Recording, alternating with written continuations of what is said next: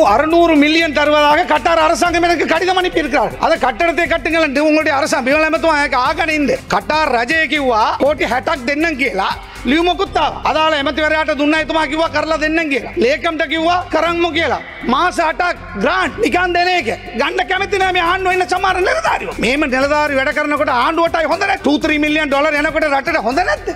Grant එකක්. භාගයට හදපු බිල්ඩිම හදන්න. සමහර නිලධාරිවරයාගේ ආණ්ඩුව ඔයාගේ ආණ්ඩුවට විරුද්ධව අතුල ඉඳගෙන කටයුතු කරනවා. இதன் நாடு ஒன்றுமில்லாத நாடு. அவர்கள் இவர்களை பேசுகிறார்கள், இவர்கள் அவர்களை பேசுகிறார்கள். இதான் 75 வருஷமாக நடக்கிறது. இந்த 10 மாசம் இதான் நடக்கிறது. இவ்வாறு நடக்குமாக இருந்தால் ஒரு முதலீடும் இந்த நாட்டுக்கு வராது. இருக்கின்ற பொழுது நல்லதை செய்தால் நாங்கள் ஆதரவு தருவோம், பிழை என்றால் சுட்டி காட்டுவோம். எனவே அவ்வாறு ஒரு சிந்தனையோடு தான் நாங்கள் இருக்கிறோம். அவர் மகர பள்ளிவாசல் எடுத்து மூடினார். 100 வருஷம் பழமை வாய்ந்த பள்ளிவாசல். ஏன் மூடினார்? சஹரான குண்டு வெடிப்புக்கு மகர பள்ளிவாசல் ஏன் மூடணும்? அதுக்கு இதுக்கு என்ன சம்பந்தம்? 69 லட்சம் வாக்கு உங்களுடைய ஜேவிபி ஓட்டு அல்ல. உங்களின் மீது நம்பிக்கை, மற்றவர்கள் மீது இந்த வெறுப்பு, மற்றவர்கள் மீது இந்த ஆத்திரம், அது உங்களுக்கு தந்தார்கள். அதை நீங்கள் பாதுகாப்பதாக இருந்தால் நாங்கள் தவறு செய்தால் தண்டியுங்கள். எல்லா வழக்கிலும் நான் நிராஸ்கொட்ட நிதாஸ் தாங்குகின்ற உறுப்பினர் அவர்களே, ஒரு முக்கியமான நேரத்திலே முக்கியமான ஒரு விவாதத்திலே பேசிக்கொண்டிருக்கிறோம். முதலிலே இந்த நாட்டிலே சிங்களவர்கள், தமிழர்கள், அதேபோல முஸ்லிம்கள், இந்திய தமிழர்கள், அதேபோல போன்ற பல இனங்கள் இந்த நாட்டிலே தேசிய இனமாக வாழுகிறார்கள் என்பதை இந்த நாட்டில் இருக்கிற 225 பாராளுமன்ற உறுப்பினர்களும் ஏற்றுக்கொள்ளவர், உங்களுடைய ஸ்ரீதரன் உட்பட. அண்மையிலே ஒரு ஹர்த்தாலை நீங்கள் தமிழரசு கட்சி செய்தீர்கள். அதிலே நான் பார்த்தேன், வடகிழக்கு தமிழர்களின் தாயகம். உங்களுக்கு உரிமை இருக்கிறது ஹர்த்தால் நடத்துவதற்கு போடுவது. ஆனால் தமிழர்களும் முஸ்லீம்களும் சிங்களவர்களும் இந்த நாட்டிலே எல்லாரும், இந்த நாடு எல்லாருக்கும் சொந்தமான நாடு. அதை நாங்கள் மறந்து வாழ்ந்துவிட முடியாது. பழைய சுதந்திரத்துக்காக சிங்களவர்கள், தமிழர்கள், முஸ்லீம்கள் எல்லாரும் போராடி பெற்றார்கள். அதன் பிறகு பெரும்பான்மை இனத்தில் இருந்த தலைவர்கள், தேசிய பெரும்பான்மையின தலைவர்கள் தவறு செய்ததனால் ஒரு ஆயுத போராட்டம் இந்த நாட்டிலே வந்தது. பல அழிவுகள் நடந்தது. முஸ்லிம் சமூகம் இந்த நாட்டை பிரிக்குமாறு எந்த ஒரு காலகட்டத்திலும் கேட்டதல்ல, அல்லது போராடவும் இல்லை. ஆனால் யுத்தத்தால் நாங்கள் பாதிக்கப்பட்டோம்.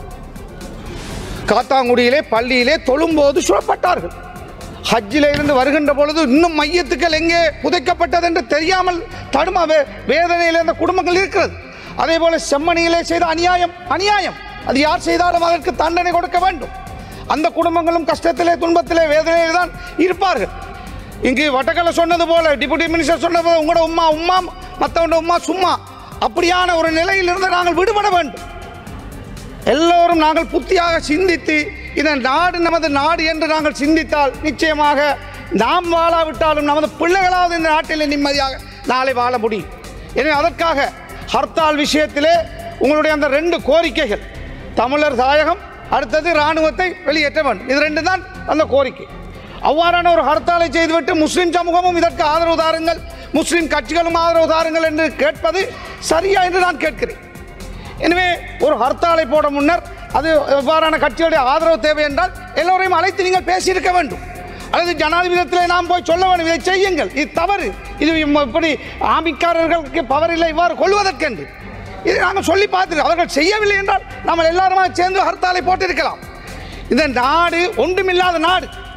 அவர்கள் இவர்களை பேசுகிறார்கள், இவர்கள் அவர்களை பேசுகிறார்கள். இதுதான் 75 வருஷமாக நடக்கிறது. இந்த 10 மாசம் இதான் நடக்கிறது. இவ்வாறு நடக்குமாக இருந்தால் ஒரு முதலீடும் இந்த நாட்டுக்கு வராது. எங்களுடைய நாட்டிலே உள்ள தாய்மார் பிள்ளைகளை விட்டு போய் வெளிநாட்டிலே கூலி வேலை செய்து வருகின்ற பணம் தான் ரெவன்யூவாக இந்த நாட்டுக்கு வருகிறது. அப்படி இருந்தும் ஏற்றுமதியும் இறக்குமதியும் டெபிசிட் இன்னும் பெரிதாக இருக்கிறது. இவ்வாறு இருக்கின்ற பொழுது இந்த அழகான நாட்டை கட்டி எழுப்பதற்கு 5 வருஷத்துக்கு என்பிபிக்கு மக்கள் வழங்கி இருக்கிறார்கள். நாங்கள் அதை பறித்து தட்டி எடுத்து தொலைக்க வேண்டும் என்று சிந்திக்கின்ற ஒரு சிந்தனையான கட்சி அல்ல எங்களுடைய கட்சி. இருக்கின்ற பொழுது நல்லதை செய்தால் நாங்கள் ஆதரவு தருவோம், பிழை என்றால் சுட்டி காட்டுவோம். எனவே அவ்வாறு ஒரு சிந்தனையோடு தான் நாங்கள் இருக்கிறோம். எனவே கோட்டாபே ராஜபக்ச என்ற ஒரு கொடுமையானவர் இந்த நாட்டிலே ஆட்சியாளராக வந்தார். மனித உரிமை மீறல் என்றால் அவருடைய காலத்திலே தான் அதிகமாக மீறப்பட்டது. முஸ்லிம் மையத்துக்களை கொண்டு போய் சூட்ட விட்டு, அதாவது அடக்க விடாமல் தடுத்தார், எரித்தார், கெஞ்சினோம், கெதறினோம், செய்யவில்லை. அதே போல எத்தனை பேர் ஆசாச்சாலியை கொண்டு போய் அடைச்சார். நான் பாராளுமன்றத்திலே காலையிலே பேசிவிட்டு போறேன், ஊட்ட போய் படுத்து கொண்டிருக்கிறேன். நடிச்சாம 3 மணிக்கு என்னுடைய பிள்ளை படித்து கொண்டிருக்கிறது. நாளை ஓலவல் எக்ஸாம். என்னை வந்து 40, 50, 100 பேர் வந்து என்னை கைது செய்து கொண்டு போறார்கள் ஒரு எம்பியை. எது? பயங்கரவாத தடுப்பு சட்டம்.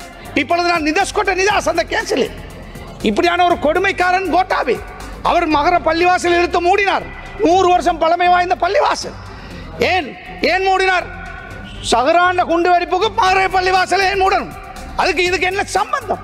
இப்பொழுது ஆபீசர்மார் சொல்றார்கள், பிரிசன் ஆபீசர்மார், என்னுடைய ஜஸ்டிஸ் மினிஸ்டர் நல்ல மனுஷன், ஆனால் அவருக்கு எழுதி கொடுக்கத்தான் அவர் வந்து வாசிக்கிறார்.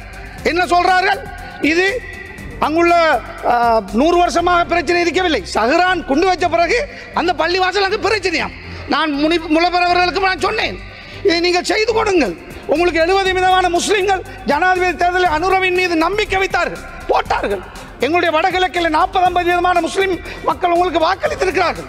பெரிய ஒரு நம்பிக்கையில் வாக்களித்தார்கள். உங்களுக்கு ஒரு 3% தான் நாட்டிலே ஓட்டு இருந்தது. 69 லட்சம் வாக்கு உங்களுடைய ஜேவிபி ஓட்டு அல்ல. உங்களின் மீது நம்பிக்கை, மற்றவர்கள் மீது இந்த வெறுப்பு, மற்றவர்கள் மீது இந்த ஆத்திரம், அது உங்களுக்கு தந்தார்கள். அதை நீங்கள் பாதுகாப்பதாக இருந்தால் எங்கள் நாங்கள் தவறு செய்தால் தண்டியுங்கள். எல்லா வழக்கிலும் நான் நிதாஸ் பஸ்ஸிலே அகதிகளை கொண்டு போனேன் என்று என்னை கொண்டு போய் 4-5 மாதம் அடைச்சார். யாரு? விமல் வீரவன்சி. அவன் ஒரு பெற்ற இந்த நாட்டில் இருந்த கள்ளர், துவேசி, இனவாதி, மதவாதி. கடைசி அதில் நான் நிதாஸ். மன்னாரிலே கோட்டுக்கு யாரோ கல்லறிகிறார்கள், நான் கொழும்பில் இருக்கிறேன், என்னை கொண்டு போய் அடைத்தார்கள். அடைக்க இல்லை, எனக்கு எதிராக வழக்கு. அதில் நான் நிதாஸ். என்னுடைய பிள்ளை நாளை ஓலவல் எழுதுகிறது, சஹரான் குண்டு வைக்க அந்த குண்டுக்காக என்னை நடிச்சாம கொண்டு போய் போட்டார். அதில் நிதாஸ். இப்படியான பல துன்பங்களை நாங்கள் அனுபவித்தோம். என்னுடைய மக்கள் 1 லட்சம் பேர் அகதிகளாக்கப்பட்டார்கள். நானும் அகதியாக வந்தவன். அவர்களை கொண்டு போய் மன்னாரிலே, மர்ச்சிக்கட்டியிலே, அங்கே இங்கே குடியேற்றியதற்காக ஞானசார தேரரை தூண்டி விட்டது கோட்டாபே ராஜபக்சே. எனக்கு எதிராக அந்த அரசாங்கத்திலே நான் அமைச்சராக இருக்கின்ற பொழுது ஆமிக்காரர்களை, ஞானசார தேரர் போன்றவர்களை தூவி விட்டு முஸ்லிம்களை மீள்குடியேற்றாமல் தடுத்தது. அதற்கு பின்னால் பெரிய சதி இருந்தது. இன்றும் எனக்கு அந்த மக்களை குடியேற்றியதற்காக வழக்கு. மன்னார் புத்தளம் பாதை 100 வருஷம் பழமை வாய்ந்த பாதை 15 வருஷமா திறந்து கொடுத்தே நான் அமைச்சராக இருக்கின்ற பொழுது அதை மூடுமாறு ஒரு இனவாத NGO போய் வழக்கு போட்டது. விமல் ரட்நாயக் அமைச்சரிடம் நான் சொன்னேன், அண்மையிலே நீதிமன்றம் தீர்ப்பு வழங்குகிறது, சுப்ரீம் கோர்ட் நிரந்தரமாக மூடுங்கள் என்று. இது மனித உரிமை மீறல் இல்லையா? 100 வருஷம் பழமை வாய்ந்த பள்ளிவாசல் மகரையில் இருந்தது, அதாவது மூடி வைப்பது, தொழுவதற்கு 300 குடும்பம் இடம் இல்லாமல் நடுரோட்டிலே தவிக்கிறார்கள். அது மனித உரிமை மீறல் இல்லையா? இதெல்லாம் மனித உரிமை மீறல்கள். நான் அமைச்சராக இருக்கின்ற பொழுது 6 பள்ளிக்கூடத்தை கட்டினேன். கோட்டாபே வந்து அறகுறையாக இருந்த பள்ளிக்கூடத்தை நிப்பாட்டினார். இந்த அரச பணம் அந்த கட்டணங்களை கட்ட முடியாமல் இருக்கிறது. கோட்டாபே வந்து நிறுத்தினார். அதே போல சிலாவத்துறையிலே ஒரு கலாச்சார மண்டபத்தை கட்டினேன். அதே போல மன்னாரிலே இன்னும் ஒரு கட்டடத்தை, எல்லாம் அறகுறையாக நிற்கிறது. ஏன்? ரிஷாட் பதுருதீன் கட்டினார் என்பதற்காக கோட்டாபே சதி செய்தார். நான் இந்த அரசாங்க அமைச்சர்களிடத்தில் சொன்னேன், நாங்கள் இருப்போம், அடுத்த முறை கேட்போமா இல்லையா, மௌத்துவாகுமா எங்களுக்கு சொல்ல முடியாது. ஆனால் உங்களிடத்திலே மக்கள் ஆணை தந்திருக்கிறார்கள், கட்டி முடியுங்கள், கொடுங்கள். நான் கட்டார் அரசாங்கத்தோடு காய்ச்சல் ஒரு கட்டடத்தை கட்டுவதற்கு 600 மில்லியன் தருவதாக கட்டார் அரசாங்கம் எனக்கு கடிதம் அனுப்பி இருக்கிறார்கள். அதை கட்டடத்தை கட்டுங்கள் என்று உங்களுடைய அரசாங்கம் ஆகணிந்து කටාර් රජය කිව්වා කෝටි 60ක් දෙන්නම් කියලා ලියුමකුත් ආවා. අදාළ ඇමතිවරයාට දුන්නා, එතුමා කිව්වා කරලා දෙන්නම් කියලා.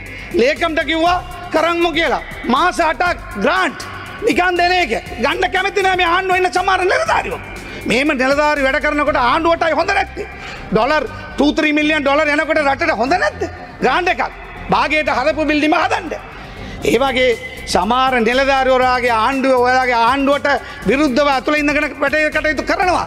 ඒක බලාගන්න. ඔයගොල්ලෝගේ වාக்கியමක් එක්ක. செம்மணியிலே பிரச்சனை இருப்பது போல அதே போல அந்த பிரச்சனைகளுக்கு தீர்வுகளை பெற்றுக் கொடுங்கள். உங்களிடத்தில் நாங்கள் சொல்லுகிறோம். அந்த மக்கள், அதாவது யாருடைய சவம் அங்கே இருக்கிறது, யார் இன்று வருவார், நாளை வருவார், நாளை இன்று வருவார் என்று வேதனையிலே பெற்றோர் பிள்ளைகள் பார்த்து கொண்டிருக்கிறார்கள்.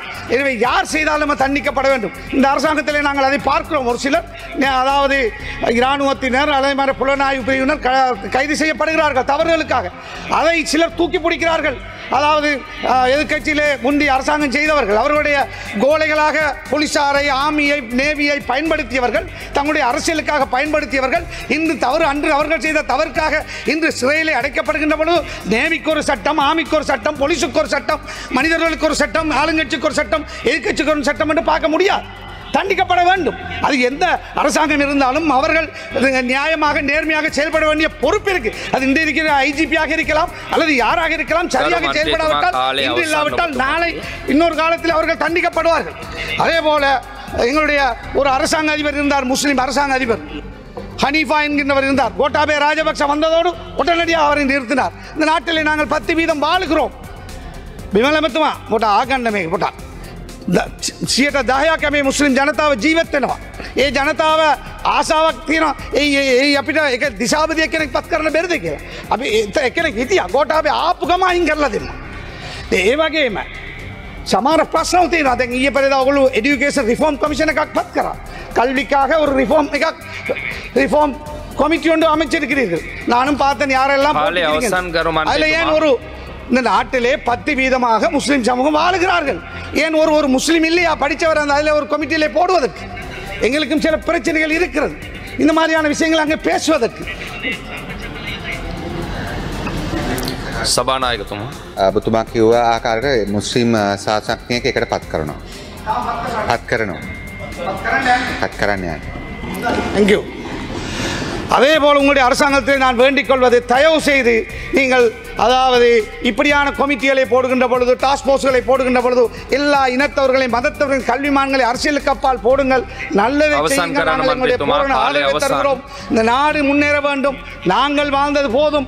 எமது பிள்ளைகள் இந்த நாட்டிலே வாழ வேண்டும். இந்த நாட்டுக்கு முதலீடு வர வேண்டும். இந்த நாட்டிலே பிரச்சனை இருக்கிறது என்று காட்டிக்கொண்டே இருப்போமாக இருந்தால் இந்த நாட்டுக்கு இன்வெஸ்ட்மெண்ட் வராது. இந்த நாடு முன்னேறாது. எங்கள்கிட்ட எண்ணெய் இல்லை, கேஸ் இல்லை, தங்கம் இல்லை, வேறு எங்களுடைய பெரிய மினரல் இல்லை. ஆனால் இந்த நாட்டிலே ஆக குறைஞ்சது நாங்கள் இன ஒற்றுமை, மத ஒற்றுமை, பாதுகாப்பு, ஜஸ்டிஸ், பீஸ் இருக்கிறது என்றால் ஆக டூரிஸ்டாவது வருவார்கள், இன்வெஸ்ட்மெண்ட் வரும். நீதிமன்றம் சரியாக இருந்தால் டூரிஸ்ட் நம்பி வருவார்கள், இன்வெஸ்ட்மெண்ட் வரும். எனவே அதற்காக எல்லோரும் சேர்ந்து நாங்கள் இந்த நாடு என்ற பார்வையிலே போக வேண்டும். யார் மனித உரிமைகளை மீறினார்களோ அது எந்த அரசாங்கமா, எந்த இனமா, எந்த மதமா என்று இல்லாமல் நீங்கள் சரியான முறையில் அதற்கு நடவடிக்கைகள் எடுங்கள் என்று அன்பாக வேண்டி விடைபெறுகிறேன். நன்றி.